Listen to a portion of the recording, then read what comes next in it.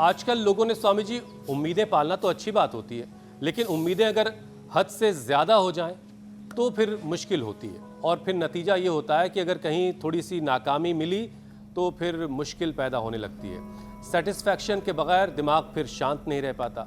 तो ऐसे में क्या किया जाए? कोई योग ऐसा है स्वामी जी जो अगर नाकाम हैं, परेशान हैं, सेटिस्फाई नहीं कर पा रहे हैं खुद को, तो थोड़ा योग करके सुकून हासिल हाँ, करें? एक योग का नाम श्रीमद् भगवत गीता में बताया ना, आत्म संयम योग। प्रकृति परमेश्वर ने चींटी से लेकर के हाथी पर्यंत एक जो गांव गरीब की झोपड़ी में पैदा हुआ एक साधारण बालक हो, हम भी उसी पृष्ठभूमि से आए, एक मध्यम वर्ग में अथवा कोई किसी सो कोल्ड उच्च परिवार कोई ऊंचा नीचा नहीं होता, लेकिन जिनके पास में बहुत समृद्धि ऐश्वर्य है, चाहे कोई अत्यंत गरीबी में, कोई मध्यम वर्ग में, या कोई अत्यंत संपन्न परिवार में पैदा हुआ है,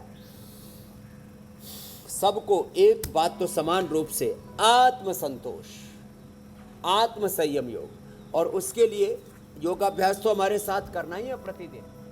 और ये जो फॉरवर्ड बैकवर्ड बेंडिंग वाले जो अभ्यास हम बताते हैं, उल्टे लेट के मकरासन, भुजंगासन, सर्वासन, धनुरासन, सीधे लेट के मरकटासन बताते हैं, ये अभ्यास जहाँ स्ट्रक्चरल बैलेंस करते हैं, वहीं ये फिजिकल के साथ मेंटल इमोशनल बैलेंस में भी बड़े सहयोगी होते हैं। तो व्यक्ति को ये सोचना चाहिए कि प्रकृति परमेश्वर ने जिस भी जीव को पैदा किया है उसके जीने के लिए सारे साधन दिए हुए हैं, बशर्ते हम अविवेकपूर्ण कामनाओं से, तृष्णाओं से, लॉस्ट डिज़ायर, ये जो मूर्खतापूर्ण हमारी जो कामनाएं हैं ना, इनसे तो मुक्त होना पड़ेगा। ज़िंदगी जीने के लिए मैं हमेशा कहता हूँ 2 गज ज़मीन, 2 वस्त्र और 2 वक्त की रोटी, ये सबको उपलब्ध है।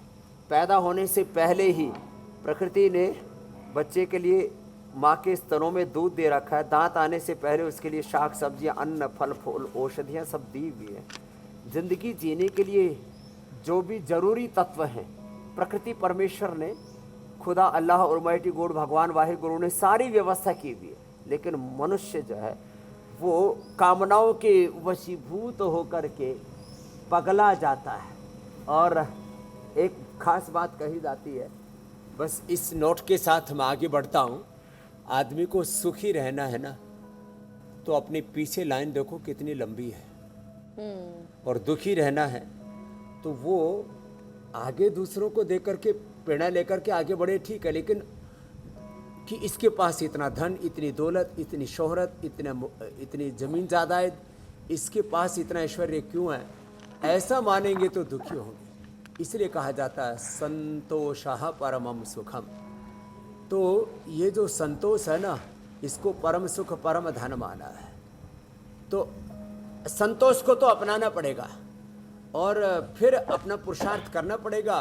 प्रकृति परमेश्वर की जो कर्मफल न्याय व्यवस्था, उसके अकॉर्डिंग जो अपने को मिलना है उसको कोई छीन नहीं सकता, और जो नहीं मिलना है उसको कोई दिला नहीं सकता, कोई देवी देवता, भगवान, खुदा, अल्लाह। अगर स्वामी जी ऐसा हो गया तो फिर बात क्या होगी? पड़ोसी की गाड़ी, पड़ोसी की साड़ी, ये सारी बातें होंगी नहीं तो फिर होगा क्या? खैर, एक और विषय अब हम लेते हैं।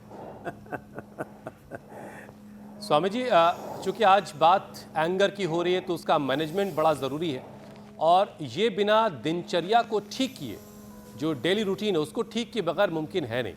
तो ज़रा डेली रूटीन लोगों का परफेक्ट करवाइए, और उसके लिए ज़रूरी है कि इंडाइजेशन अच्छा हो, ब्लड प्रेशर नॉर्मल रहे, शुगर बिल्कुल काबू में रहे। मतलब ये कि लाइफ स्टाइल जो से जुड़ी जितनी प्रॉब्लम्स हैं उनका करेक्ट रहना, उनका शरीर से दूर रहना बड़ा ज़रूरी है। ये एकदम आपने ठीक कहा कि अपने जीवन के क्रम को ठीक करना पड़ेगा। टाइम मैनेजमेंट, लाइफ मैनेजमेंट एकदम परफेक्ट करना पड़ेगा। आहार कैसा हो, विचार, वाणी, व्यवहार कैसा हो, हमारा आचरण कैसा हो, जीवन को एक मर्यादा में ढालना पड़ेगा। और मर्यादा से हटेंगे तो फिर प्रॉब्लम होगी। इसके लिए कम से कम 2 आसन लेट के करें। एक पवन मुक्तासन, ये बहुत ही ज़बरदस्त है। एक 2 मिनट से लेकर के इसको 5 मिनट तक लगातार करके देखिए। टाइम मैनेजमेंट, रात को 10, 11, 12 बजे भी सोते हैं तो 12 बजे सोने वाले भी 6 बजे उठ सकते हैं। 6 घंटे की नींद पर्याप्त है। आज 50 सालों से मैं 6 घंटे से ज़्यादा नहीं सोया हूँ। 6 घंटा तो बहुत ज़्यादा हो गया, ज़्यादा समय तो मैं 4-5 घंटे ही सोया हूँ और आपके सामने स्वस्थ हूँ। तो लाइफ मैनेजमेंट ऐसा करें कि रात को 10 बजे तक सो जाएं, अपवाद रूप में कभी 12 बजे भी सोना होता है तो फिर भी 6 बजे उठ जाए। फिर 1 घंटा योग जरूर करें। सुबह उठ करके आंवला, एलोवेरा, गिलोय, तुलसी, नीम, हल्दी, लहसुन और हमने कई बार अलग अलग चीज़ें बताई हुई हैं। किसी को कोलेस्ट्रॉल है तो वो जो है लिपिडोम या रेडीमेड में, या फिर अर्जुन की छाल दालचीनी का काढ़ा चाय की जगह, या फिर सबसे अच्छा लहसुन।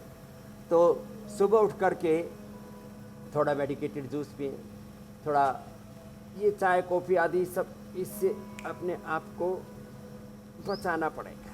पवन मुक्तासन, ये उत्तान पादासन, कितने सरल अभ्यास है ना, कोई भी कर सकता है और इससे बीपी, शुगर सब बैलेंस हो जाता है, डाइजेशन अच्छा रहेगा, पेट की कोई दिक्कत नहीं होगी। मंडूकासन,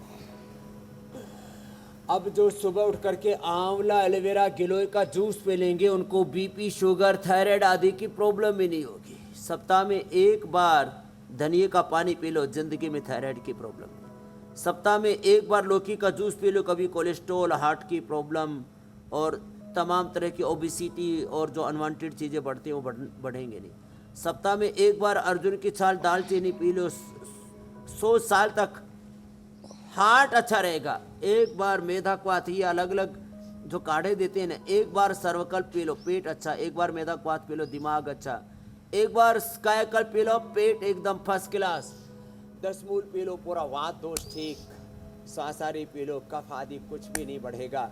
ऐसे मेडिकेटेड जूस, काढ़ा, कषाय बोलते हैं, उसको पी ले। अनार, पपीता, सेब, अंकुरित आदि ये लेना चाहिए। दूध, फ्रूट्स, अंकुरित, ऐसा ये लाइफ मैनेजमेंट हुआ। सुबह सुबह हल्का, दोपहर का भोजन 1 बार अच्छे से, गांव की भाषा में बोले, रज के खा ले। शाम को हल्का ले थोड़ा, और जितना जल्दी हो सके 5 से 7 के बीच, 8 बजे से पहले, रात को 9 बजे से पहले, 10 बजे से पहले 7 बजे तक सात्विक, 8 बजे तक राजसिक, 9 बजे तक, 10 बजे तक अधिकतम कहूँगा तामसिक, और 10 बजे के बाद तो जो खाएंगे वो भी है अपने लिए।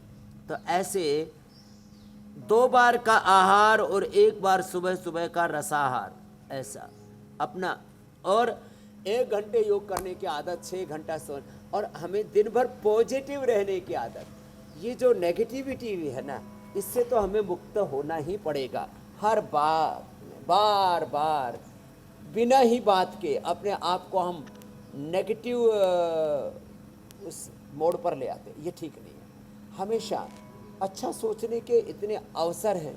प्रकृति परमेश्वर ने इस पूरे ब्रह्मांड में इतनी दिव्यताएं भरी हुई हैं, लेकिन हर बारे में हम नेगेटिव सोचते रहे, अपने बारे में, अपने घर परिवार, बिजनेस, व्यापार के बारे में, अपने पार्टनर के बारे में, अपने करियर के बारे में, ये तो ठीक नहीं है।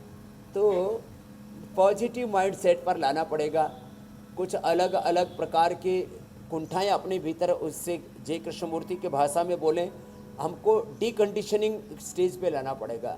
हम श्री अरविंद की भाषा में बोलें तो अपने को हायर कॉन्शियसनेस में लाना पड़ेगा। नेगेटिविटी से अपने आप को उभारना पड़ेगा।